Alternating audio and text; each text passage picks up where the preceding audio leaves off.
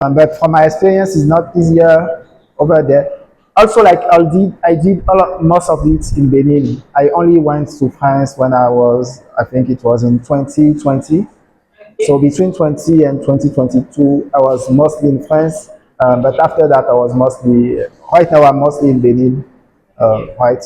And also like the fact that it's easier elsewhere is just a misconception. I think it's, for example, last time, I think 1 month or two ago, I meet some people, some young like us, Beninese in France. I was like, okay, it's actually harder for someone in France. Right now, I know like a lot of people in Benin, they earn a lot of money. Like I have young people like you, same age as you, and so on, who earn like 10,000 euros per month in salary working with, yeah, and they've never been in like other countries and so on. So it just like we need to show like people how it's possible and that is possible. It's just because people don't know that it's possible.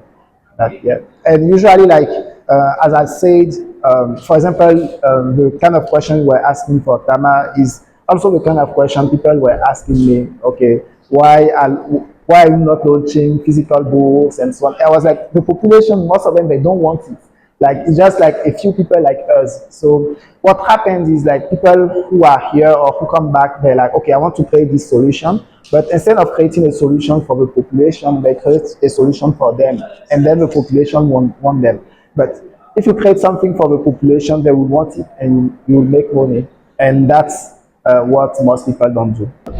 For me, I think it should be like an observation. When you look at, for example, today, if you want to buy like beauty products and so on, you know exactly the brand you want to buy. It's easier even in Benin today to just look for it online than going. Where will you, if I tell you a brand, for example, today, where will you find it? Okay, if you don't know like a specific place to go, people usually will just go online. There's a lot of people who sell online today. So when I observe the things, I'm like, okay, I think it's the future because also it decreases the cost. You don't have to pay like somewhere to like a shop and so on. So it allows like a lot more people to be able to sell. Yeah. So I think it's just going to grow very quickly. But there's still a few barriers, like in terms of payments, logistics, and so on. Yeah. I think you need to identify a problem and see, okay, how can I be useful to that? So, for example, if you say you like speaking, you'll be like, okay, so in marketing, when you look at marketing, there's a lot of people, they need someone to be able to help them promote their product, right? So, all the way you can help them, how can you help them do it? And so you will do it like once, twice, and so on. And then you'll be like, okay, I want to bring some other people on board to help me do it. And then it becomes a company. So you don't go like, okay, I want to create a company to do this. Yeah, today I don't have like a lot of big problem. I'm usually uh, very hand-free. Like everyone is very autonomous in the company. I just tell them, okay, these are the objectives. We define the objective alone together, and then everyone goes alone. For example, like it's been like maybe 3 weeks. I interacted with them, like, okay, what are you doing? Because I can see the results, right? So I'm like very hand-free. Everyone has like, okay, this is my objective. We are just working on it, and yeah. So that's kind of my leadership style. But in the past, like I tried different style, like some style where I was very hand-on, like telling people, okay, you should do this, and it didn't work because it also doesn't match my personality. I also tried some style where I was also like letting them be very autonomous, but I wasn't very clear in terms of, okay, these are the goals, this is where we want to go, and so on. So I think it's you just learn it also as you go. It's kind of like trial and error and so on. Yeah. But I think the most important is what I was saying before, like knowing about yourself, like how do you interact with others and what is your impact? How can you have more impact on others? Yeah. We don't have physical office. We have like a Telegram group where like like I discussed with some of the managers, 2 or 3 managers, every now and then. The last time we discussed was like two months ago, and so like all together. But I had like a few one-on-one conversations since then, and then we define the goals together, and then they will just go and work with their team on the goal. So we have like a Telegram channel where every Monday, everyone will go and say, okay, I'm working on this. This is what happened during the past week. These are what we could improve and so on. And yeah, that's it in terms of interaction. And then everyone goes and does their things.